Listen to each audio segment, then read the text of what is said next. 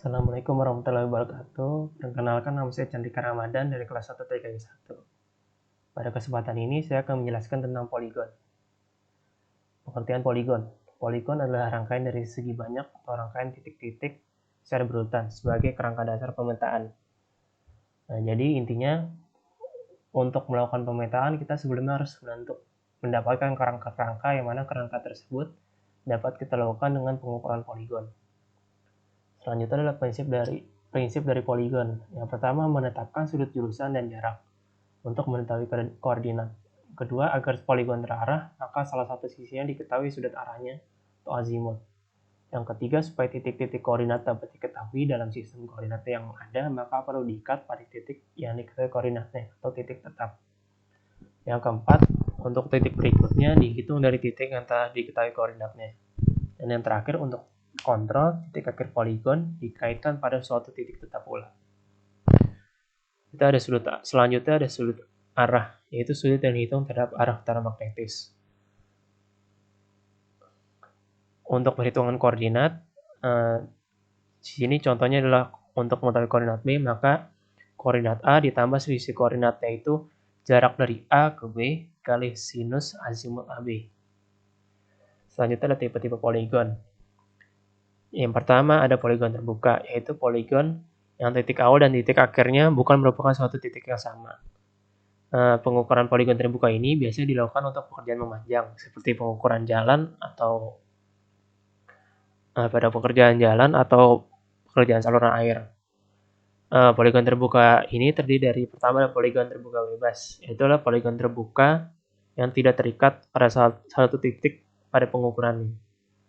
Yang kedua ada poligon terbuka terikat sebagian. Contohnya ada poligon terbuka terikat azimut sebagian.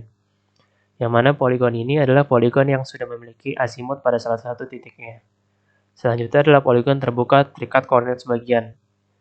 Yang mana poligon ini sudah memiliki koordinat XY pada salah satu titiknya. Selanjutnya adalah poligon terbuka terikat sempurna. Contohnya poligon terbuka terikat azimut. Yang mana poligon ini sudah memiliki minimal 2 azimut pada titik-titiknya. Lalu ada poligon terbuka terikat koordinat, yaitu adalah poligon yang minimal sudah ada 2 koordinat XY pada titik-titiknya. Selanjutnya adalah poligon tertutup, yaitu ada poligon yang titik awal dan titik akhirnya berhimpitan. Jadi misalnya kita mau mulai pada titik P1 pengukuran poligon, maka kita akhiri dengan di titik P1 pula. Yang pertama itu adalah poligon tertutup bebas. Itu adalah poligon tertutup yang tidak terikat pada salah satu titik pada pengukurannya. Selanjutnya adalah poligon tertutup terikat azimut sebagian. Ada poligon tertutup yang sudah memiliki azimut pada salah satu titiknya. Lalu ada poligon tertutup terikat koordinat sebagian, yaitu adalah poligon yang sudah memiliki koordinat XY pada salah satu titiknya. Selanjutnya ada poligon tertutup sempurna. Contohnya ada poligon tertutup terikat azimut. Poligon ini ada poligon sempurna yang sudah memiliki 2 azimut pada titik-titiknya. Selanjutnya adalah poligon tertutup terikat koordinat, yaitu poligon yang sudah memiliki 2 koordinat X dan Y pada titik-titiknya. Selanjutnya berikut adalah contoh poligon terbuka terikat, dan yang contoh kedua ini adalah poligon tertutup sempurna. Selanjutnya, untuk melakukan pengukuran poligon ini, maka minimal diperlukan 4 orang surveyor. Dengan tugasnya yaitu, yang pertama memiliki titik-titik yang memenuhi syarat, 2 memasang dan memindahkan target dari titik ke titik, 3 mengukur jarak antar 2 titik, 4 mengukur dan mencatat suatu hasil ukuran, dan yang kelima mengamankan titik untuk pengukuran lebih lanjut. Faktor-faktor dalam pemilihan titik atau association yaitu pertama harus mudah untuk melakukan pengukuran. Kedua, hindari pengukuran sudut pada jarak pendek. 3, mudah dibidik secara langsung, dan posisi titik mudah dikontrol. Berikut adalah contoh titik poligon yang biasa kita jumpai di lapangan. Selanjutnya, pada pengukuran jarak dapat dilakukan secara langsung atau bisa disebut dengan, misalnya kita mau langsung kita ukur dengan meteran. Kedua, secara tidak langsung yaitu dengan optis nama lainnya, yaitu dengan D atau pengukuran jarak sama dengan M yang biasa nilai 100 dikali S yaitu bacaan atas kurang bacaan bawah ditambah K yaitu nilai alat. Pengukuran jarak diperlukan untuk menghitung koordinat, karena itu jarak yang dibutuhkan adalah jarak datar. Selanjutnya adalah pengamatan sudut, itu horizontal. Pengamatan sudut sebaiknya sebelum pengukuran jarak, sehingga sementara teodolit masih terpasang, kita dapat mengamati sudut vertikal dan dapat dipakai untuk meluruskan jalur seksi untuk pengukuran jarak. Selanjutnya adalah source of error in theodolit reversing. Pertama adalah linear measurement, distance atau jarak. Selanjutnya adalah angular measurement, bisa disebabkan oleh pertama instrumental error, kedua kesalahan dan kekeliruan dalam penyetelan teodolit atau pengoperasiannya, tiga kesalahan pengamatan, dan yang terakhir adalah natural errors. Selanjutnya saya akan menjelaskan tentang kontrol pengukuran poligon. Untuk kontrol penghitungan poligon terbuka, jumlah sudut yang diukur sama dengan A akhir kurang A awal plus N kali 180 derajat. Selanjutnya, jumlah aktif sama dengan jarak kali sin A sama dengan X akhir kurang X awal. Yang ketiga adalah jumlah ordinat. Jumlah ordinat jarak kali kosinus A sama dengan Y akhir kurang Y awal. Kemudian adalah untuk poligon tertutup. Jumlah sudut luar sama dengan 2N plus 4 kali 90 derajat atau sama dengan N plus 2 dikali 180 derajat.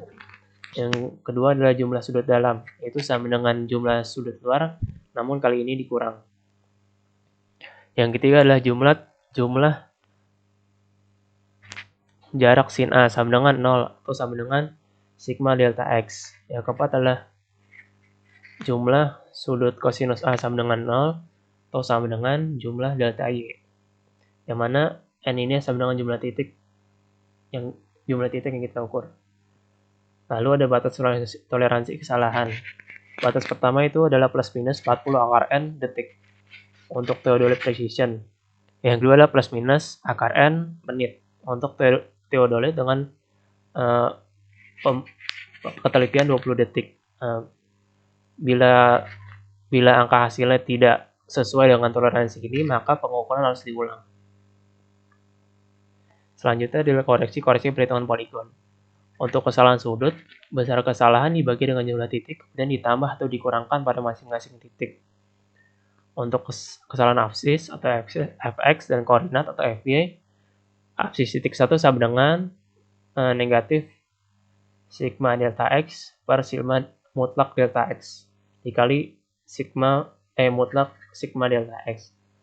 Untuk koordinat titik 1 sama dengan negatif sigma delta y per sigma mutlak delta y kali mutlak delta y. Untuk prosedur perhitungan, yang pertama hitung jumlah sudut yang diukur, yaitu hitung A akhir kurang A awal, selanjutnya hitung fx serta lakukan koreksi pada masing-masing titik. Kedua, hitung sudut jurusan atau azimut dengan A awal dengan sudut yang telah dikoreksi pada semua sisi. Harus didapat sudut akhir sama dengan A akhir. Yang ketiga, hitung dengan sudut-sudut jurusan hasil, jarak kali sinus A dan jarak kali kosinus A. Yaitu jumlahkan semua jarak kali sinus A dan jarak kali kosinus A. Selanjutnya tentukan X akhir kurang X awal dan Y akhir kurang Y awal dan dihitung fx-nya. Selanjutnya, hitung koreksi pada masing-masing koordinat, absis dan ordinat. Lalu yang terakhir adalah hitung koordinat masing-masing titik, yaitu x2 sama dengan x1 plus d12 dikali sinus A12 dan y2 sama dengan y1 tambah jarak 12 dikali kosinus A12. Sekian yang dapat saya sampaikan, kurang lebihnya mohon maaf. Assalamualaikum warahmatullahi wabarakatuh.